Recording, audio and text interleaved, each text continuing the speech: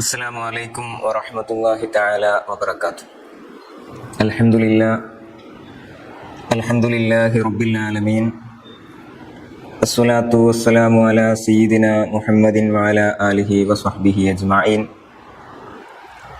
സ്വല്ലല്ലാഹു അലാ സയ്യിദിനാ മുഹമ്മദിൻ തിബ്ബിൽ ഖുലൂബി വദവാഇഹാ വആഫിയത്തിൽ അബ്ദാനി വശിഫാഇഹാ വനൂരിൽ അബ്സ്വാരി വളിയാഇഹാ വഅലാ ആലിഹി വസ്വഹ്ബിഹി വസല്ലിം തസ്ലീമൻ കസീറ. പ്രിയമുള്ള വിശ്വാസികളെ, ജീവിതത്തിലുടനീളം അള്ളാഹുവിൻ്റെ കൽപ്പനകൾ ശിരസാവഹിച്ചുകൊണ്ട് വിരോധനകളെ വെടിഞ്ഞുകൊണ്ട് ജീവിക്കണമെന്ന് എന്നോടെന്ന പോലെ നിങ്ങളോടെയും വസിയത്ത് ചെയ്യുകയാണ്. ബിസ്മില്ലാഹിർ റഹ്മാനിർ റഹീം. വലാ തസ്തവിൽ ഹസനതു വലസ്സയ്യിഅതു ഇദ്ഫഅ ബില്ലതി ഹിയ അഹ്സൻ ഫഇദല്ലദീ ബൈനക വബൈനഹു അദാവ കഅന്നഹു വലിയ്യുൻ ഹമീം വമാ യുലക്കാഹാ ഇല്ലല്ലദീന സബറൂ വമാ യുലക്കാഹാ ഇല്ലാ ദൂ ഹദ്ദിൻ അളീം. വലാ തസ്തവിൽ ഹസനതു വലസ്സയ്യിഅ, നന്മയും തിന്മയും ഒരിക്കലും സമമാവുകയില്ല. ഇദ്ഫഅ ബില്ലതി ഹിയ അഹ്സൻ, തിന്മയെ നിങ്ങൾ ഏറ്റവും നല്ലതുകൊണ്ട് പ്രതിരോധിക്കുക.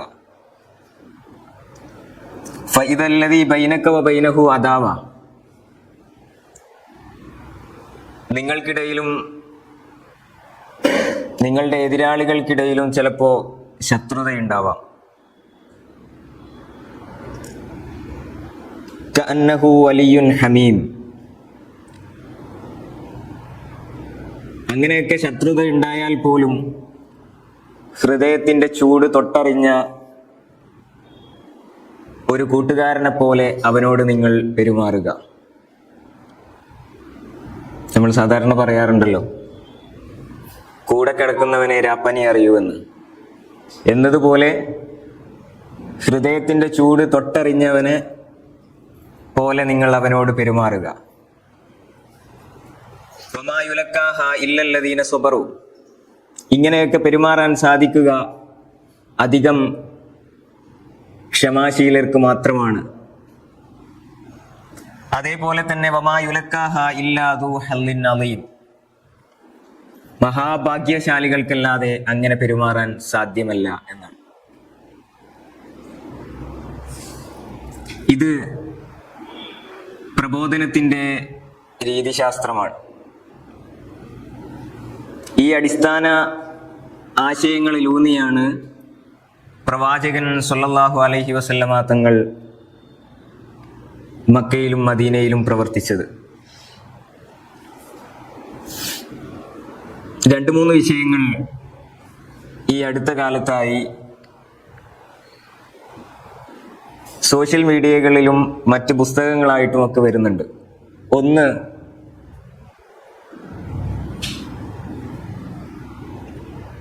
അഞ്ചാം ഖലീഫ എന്ന് ഇസ്ലാമിക ഭരണകൂടം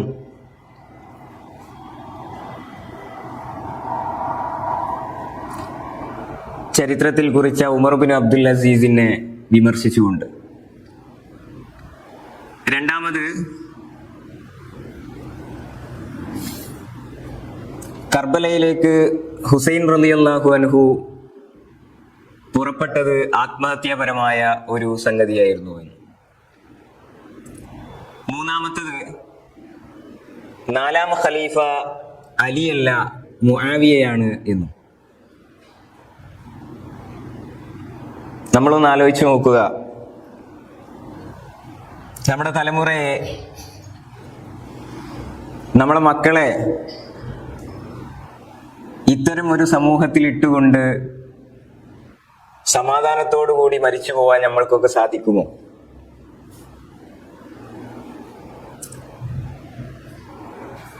നമ്മുടെ തലമുറയെ, നമ്മുടെ കുഞ്ഞുങ്ങളെ ഇങ്ങനെ തെറ്റിദ്ധാരണയിലൂടെയും മറ്റുമായി ചരിത്രത്തിന്റെ ചില അടരുകൾ എടുത്തുകൊണ്ട് അവരെ വൈകേടിലാക്കാൻ എങ്ങനെ നമ്മൾ വിട്ടുകൊടുക്കും? ഇതാരെങ്കിലും ഒന്ന് പറയണ്ടേ? മുഖ്യധാര സംഘടനകൾക്കൊന്നും ഇതിലൊന്നും മിണ്ടാട്ടമില്ല. അവരൊക്കെ മറ്റു പല ഭൗതികതയുടെ പ്രമത്തതയിൽ അവനവന്റെ കീശ വീർപ്പിക്കാനും വയറ് നിറക്കാനും വേണ്ടി ഓടി നടക്കുകയാണ്.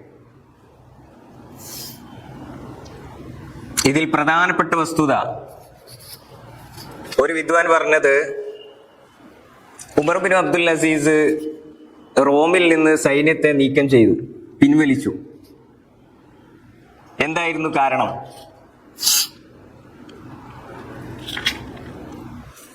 റോമിൽ നിന്ന് സൈന്യത്തെ പിൻവലിക്കാനുള്ള കാരണം ഒരിക്കലും ഉമർ ബിൻ അബ്ദുൽ അസീസ് വളരെ പരാജിതനായ ഒരു ഭരണാധികാരിയായതുകൊണ്ടല്ല.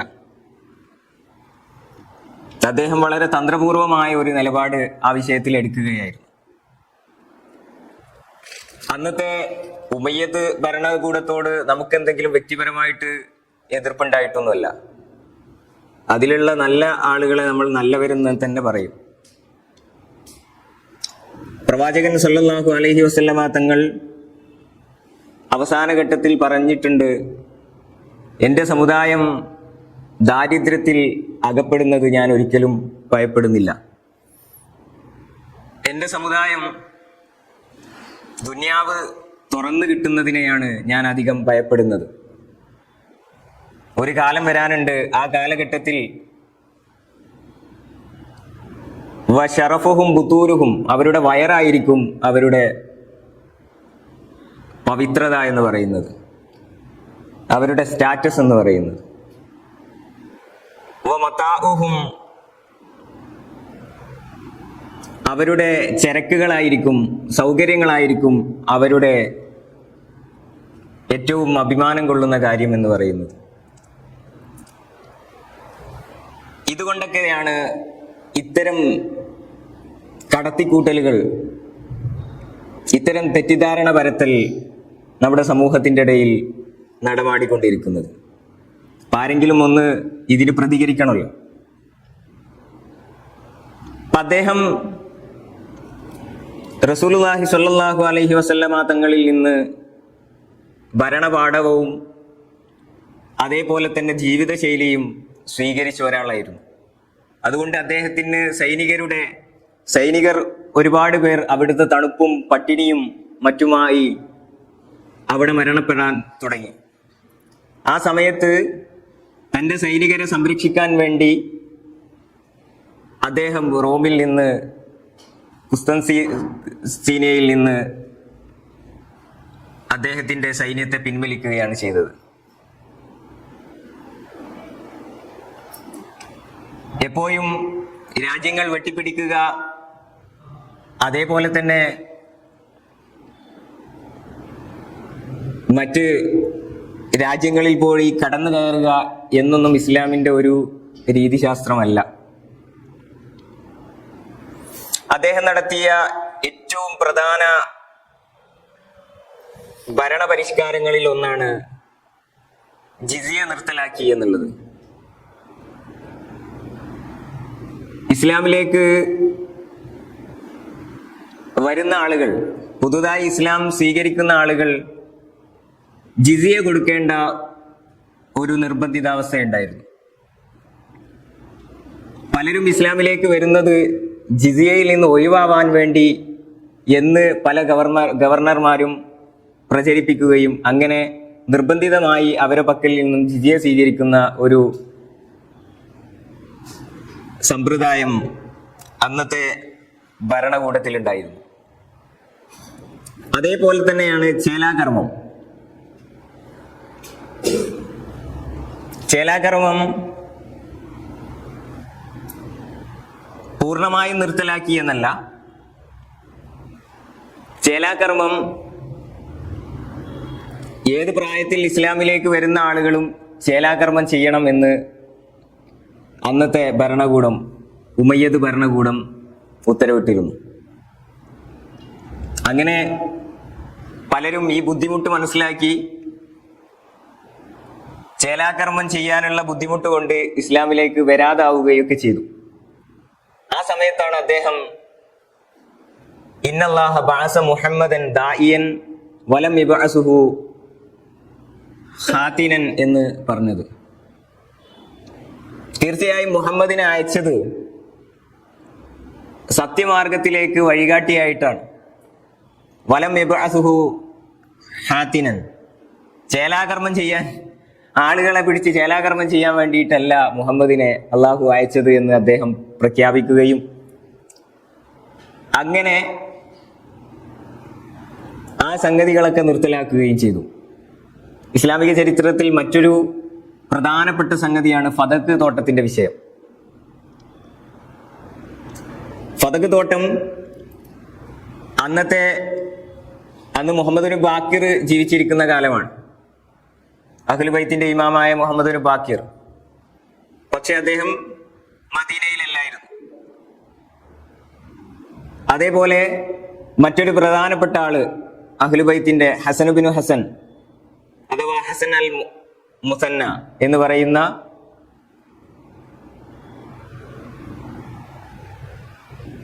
അവരുടെ ഇമാമ് ജീവിച്ചിരിക്കുകയും ആ ഫതക്ക് തോട്ടം അദ്ദേഹത്തിന് തിരിച്ചു നൽകുകയും ചെയ്തു എന്നാണ്. ഒന്നാം ഖലീഫയുടെ കാലത്ത് ഫാത്തിമ ബീവി അദ്ദേഹത്തോട് ചോദിച്ചതാണ്, ഖലീഫയോട് ചോദിച്ചു, എൻ്റെ സ്വത്ത്, പ്രവാചകന്റെ അനന്തരാവകാശം എനിക്ക് തിരിച്ചു തരണമെന്ന്. അപ്പോൾ അദ്ദേഹം പറഞ്ഞു, അന്നത്തെ ചില ആളുകളൊക്കെ പറഞ്ഞു, ഭരണകൂടവും ഔദ്യോഗികമായിട്ട് പറഞ്ഞു, പ്രവാചകന്മാർ അനന്തരം എടുക്കുകയോ കൊടുക്കുകയോ ചെയ്യാറില്ല. അത് ആശയപരമായിട്ടുള്ളൊരു കാര്യമാണ്. അതിനെ ഭൗതികപരമായിട്ട് സ്വത്തിന്റെ കാര്യത്തിലാക്കി തീർക്കുകയും അങ്ങനെ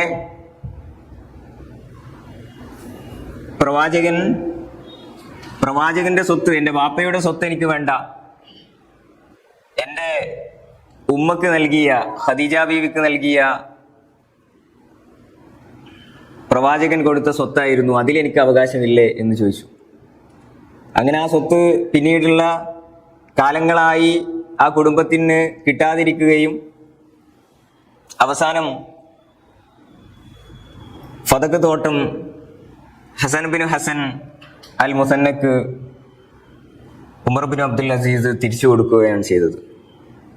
പക്ഷെ അതുകൊണ്ടൊന്നും അവിടെ തീർന്നില്ല. അതിന് ശേഷം വന്ന യസീദ് ബിൻ അബ്ദുൽ മലിക് ഈ തോട്ടം വീണ്ടും അവരിൽ നിന്ന് തിരിച്ചു പിടിച്ചു എന്നാണ്. പിന്നീട് അബ്ബാസിയ കാലഘട്ടത്തിൽ വീണ്ടും അത് തിരിച്ചു കൊടുക്കുന്നുണ്ട്. ഇങ്ങനെ ഭരണകൂടത്തിൽ അരാജകത്വവും അതേപോലെ തന്നെ നീതിക്ക് നിരക്കാത്തതുമായ ഒരുപാട് കാര്യങ്ങൾ നിർത്തലാക്കുകയും അത് പക്ഷേ അദ്ദേഹത്തിന്റെ മരണത്തിലേക്ക് നയിച്ചു. അദ്ദേഹത്തെ പിന്നീട് കൊല്ലുകയാണ് ചെയ്തത്.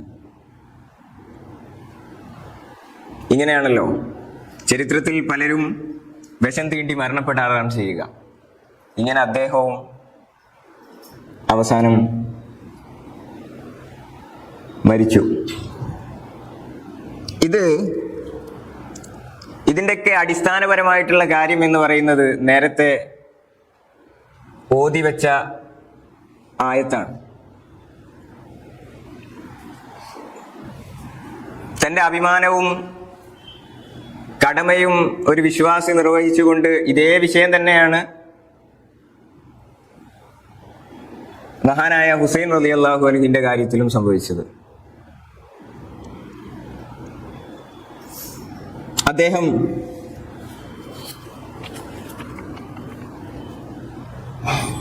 കർബലയിലേക്ക് പോയത് ഒരു ആത്മഹത്യാപരമായ നിലപാടായിരുന്നു എന്നുള്ളത് കേരളത്തിലെ പ്രമുഖമായ ഒരു സുന്നി സംഘടനയുടെ ഒരു നിലപാടാണ് ഈ അടുത്ത കാലത്ത്. അദ്ദേഹത്തിൻ്റെതായ കടമ നിർവഹിക്കണ്ടേ? ഒരുപാട് ആളുകൾ കൂഫയിൽ നിന്ന് അദ്ദേഹത്തിന് ഞങ്ങളെ സംരക്ഷിക്കണം എന്ന് പറഞ്ഞുകൊണ്ട് കത്തയച്ചു. അതേപോലെ തന്നെ അദ്ദേഹം അത് പുറപ്പെട്ട് അതിന്റെ നിജസ്ഥിതി മനസ്സിലാക്കിയപ്പോ 3 ആവശ്യങ്ങൾ യസീദിന്റെ പട്ടാളത്തിന്റെ മുന്നിൽ വെച്ചു. ഒന്നെങ്കിൽ എന്നെ മടങ്ങിപ്പോവാൻ സമ്മതിക്കണം, അല്ലെങ്കിൽ യസീദിനോട് ഒരു തുറന്ന ചർച്ച ചെയ്യാൻ എനിക്ക് അവസരം നൽകണം, അല്ലെങ്കിൽ വേറെ ഏതെങ്കിലും അതിർത്തിയിലേക്ക് എന്നെ പിരിഞ്ഞു പോവാൻ സമ്മതിക്കണം. ഇതൊന്നും അവർ കേൾക്കാതെ ഏകപക്ഷീയമായ നിലപാടിലേക്കാണ് അദ്ദേഹത്തെ നിഷ്കരണം കൊല ചെയ്തത്. അദ്ദേഹത്തിന് ദീനിനോടുള്ള കൂറും സത്യത്തോടുള്ള ജനങ്ങളോടുള്ള പ്രതിബദ്ധതയും സത്യത്തോടുള്ള പ്രതിബദ്ധതയും എല്ലാം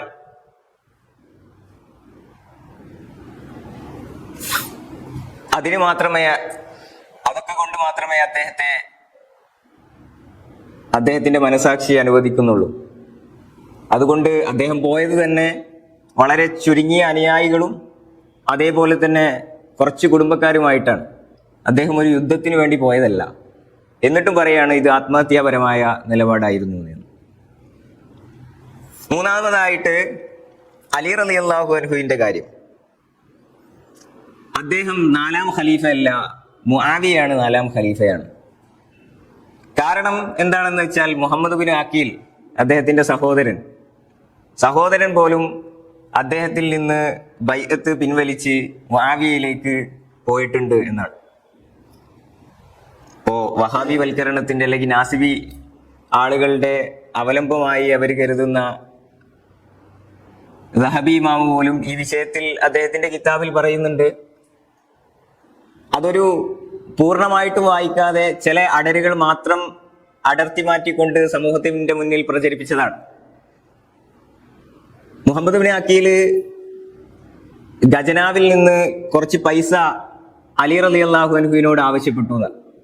ആ സമയത്ത് എന്നെ കൂടി കള്ളനാക്കുകയാണോ അഖീലെ എന്ന് അലി റളിയല്ലാഹു അൻഹു അദ്ദേഹത്തോട് ചോദിച്ചു. അപ്പൊ നീ എന്താ ചെയ്യേ എന്നും പറഞ്ഞു.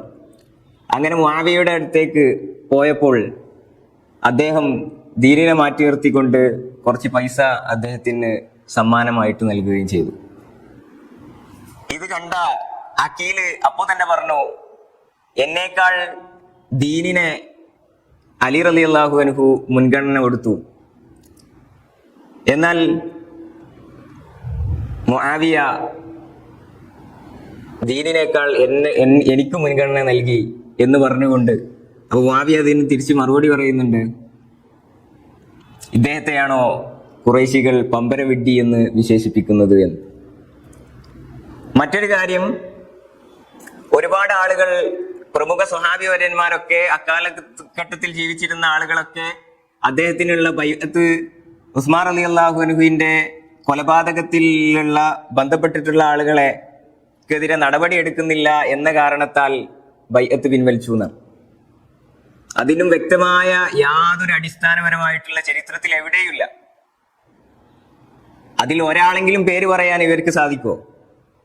ഒരാളെ പേര്, 10 ആളുകളല്ലേ പറയുന്നത്, ഒരാളെ പേരെങ്കിലും പറയാൻ സാധിക്കുമോ? ഇങ്ങനെ നമ്മളെ മക്കൾക്കൊക്കെ ഇവിടെ ജീവിക്കണ്ടേ? വെറുതെ ഇത് മറ്റു പല കളികളൊക്കെ ആയിരിക്കാം, പൈസക്ക് വേണ്ടി, സംഘടന വളർത്താൻ വേണ്ടി, അതൊക്കെ പോട്ടെ. പക്ഷെ ഭാവി തലമുറക്ക് ഇവിടെ ശരിയായ രീതിയിൽ ജീവിക്കണ്ടേ? ഈ പറയുന്ന പോലെ പച്ചവെള്ളത്തിന് തീപിടിപ്പിക്കുന്ന പല പ്രസ്താവനകളുമായിട്ട് വരികയാണ്. അല്ലാഹു സുബ്ഹാനഹു വ തആല നമ്മളെ അനുഗ്രഹിക്കുമാറാവട്ടെ. ഇത്തരം കുതന്ത്രങ്ങളിൽ നിന്ന് നമ്മുടെ സമൂഹത്തെയും തലമുറകളെയും ഒക്കെ അല്ലാഹു കാത്തുരക്ഷിക്കുമാറാവട്ടെ. അൽഹംദുലില്ലാഹ് വസ്സലാത്തു വസ്സലാമു അലാ റസൂലില്ലാഹ് വഅലാ ആലിഹി വസ്വഹ്ബിഹി അജ്മഈൻ. അമ്മാ ബഅദ്. ഒരിക്കൽ കൂടി അള്ളാഹുവിൻ്റെ മാർഗനിർദ്ദേശങ്ങൾ അനുസരിച്ച് ജീവിക്കണമെന്നും അവൻ്റെ വിരോധനകൾ പരമാവധി സൂക്ഷിച്ചുകൊണ്ട് ജീവിക്കണമെന്നും എന്നോടെന്ന പോലെ നിങ്ങളോടുകൂടി വസിയത്ത് ചെയ്യുകയാണ്. ഇതിൻ്റെയൊക്കെ പ്രശ്നം ഇപ്പോൾ നമ്മുടെ പബ്ലിക് പ്ലേസുകളിൽ മതപ്രചരണവുമായി ഇറങ്ങിയ ഒരു കൂട്ടം ആളുകളുണ്ട്. പാർക്കിലും ബീച്ചിലൊക്കെ ആളുകൾ പോകുന്നത് എന്തെങ്കിലും ഒരു സമാധാനമോ കുറച്ച് കാറ്റൊക്കെ കിട്ടി ചായയൊക്കെ കുടിക്കാൻ വേണ്ടിയിട്ടാണ്. അവിടെ വരെ ഒരു വെറുപ്പിന്റെ വേദിയാക്കി മാറ്റി നിലകൊള്ളുന്ന, പ്രത്യേകിച്ച് ഈ മലബാർ മേഖലയിൽ കേരളത്തിന്റെ സെക്യുലറിസം തകർക്കാൻ വേണ്ടി ഇറങ്ങി പുറപ്പെട്ടിട്ടുള്ള ആളുകൾ. അവർക്കൊക്കെ സംഭവിച്ചത് എന്താണെന്ന് വെച്ചാൽ,